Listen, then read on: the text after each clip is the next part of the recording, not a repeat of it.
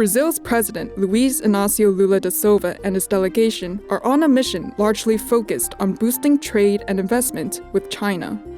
The leftist Lula, recently elected to his third term, is in Beijing seeking to resume cordial ties, in contrast with the isolationist approach of his far-right predecessor Jair Bolsonaro. He is also looking to China to help turn some of his election promises into reality. China is Brazil's largest trade partner, and Brazil is China's 10th largest.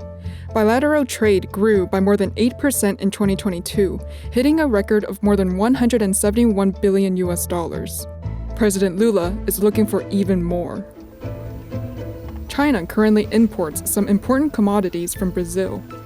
It bought more than $8 billion worth of beef in 2022, more than 40% of its total beef imports. Brazil supplied more beef than competitor countries Argentina and Uruguay to feed China's growing middle class. Brazil is also China's main supplier of soybeans, with a market share of more than 63% in 2020. Beijing upped its purchase of Brazilian soybeans because of its trade war with the United States. 80% of all soybeans imported by China goes to feed animals. The country produces half of the world's pork.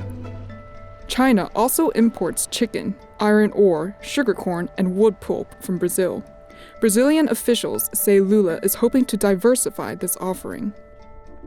One incentive for increased bilateral trade is the agreement by China and Brazil in late March to settle transactions in their own currencies and ditch the US dollar as an intermediary. It's one way for Beijing to avoid being financially strangled by Washington amid the trade war. Lula also wants to secure more investment from Beijing.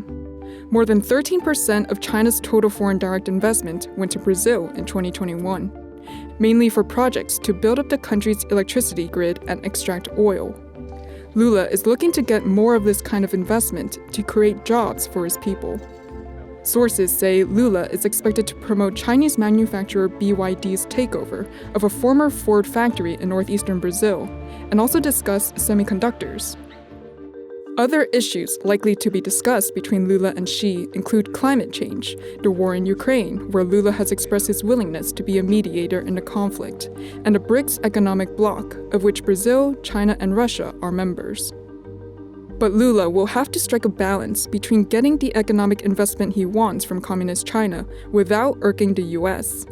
In February, Lula met American President Joe Biden at the White House, where they discussed efforts to tackle anti-democratic extremism.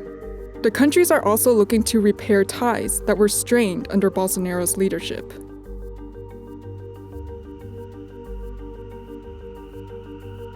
More than 20 deals are expected to be signed between Brazil and China during Lula's visit. They range from health, agriculture, education, finance, to science and technology. Lula was re-elected on a platform dedicated to tackling issues such as poverty, low economic growth, high inflation, and hunger. He's hoping these new deals with China will help him achieve his campaign promises.